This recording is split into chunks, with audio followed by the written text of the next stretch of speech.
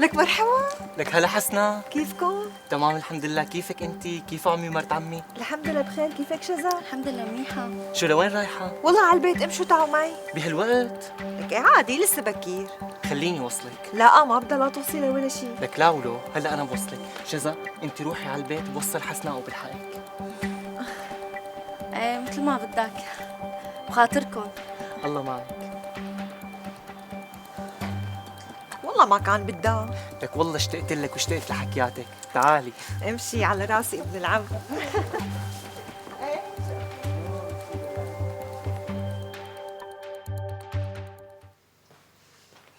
شو حبيبتي؟ ليه ما غيرتي ثيابك لهلا؟ والله ما في داعي غير ثيابي، بركي رجعت طلعت. تطلعي الساعة 9 المساء لوين؟ برافو عليك، الساعة 9 المساء، صار لك 3 ساعات عم تودي بنت عمك. لك رحت وديتها وشربت فنجان قهوة عند عمي ومرت عمي. ايه برافو عليك حبيبي، بالهنا. شو بدنا شذا؟ ما بنا شي، سلامتك. هلا بدك تقلبيها نكد آخر الليل؟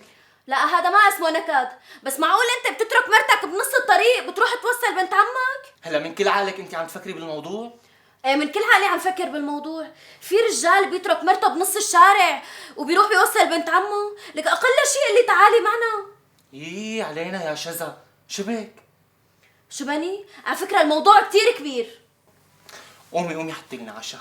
ليش خير ان شاء الله؟ ما تعشيت ببيت عمك؟ ليش ما قلت لها لست الحسن تعمل لك عشاء؟ شذا هلا انت غيرانه من حسنا؟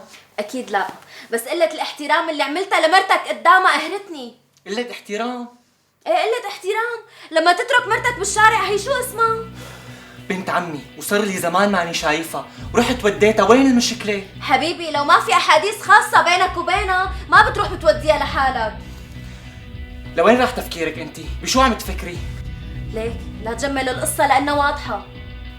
هلا انت شو بدك باخر الليل؟ قولي لي. بدي اروح على بيت اهلي، وبس تحترمني وتقدرني ببقى برجع لك. لك جنيتي؟ لا ما جنك، خلي الست حسنة وبيت عمك ينفعوك حبيبي، اوكي؟ واطمن رح روح لحالي ما رح اعذبك لانه انا اخت رجال. اللهم طولك يا روح. خاطرك.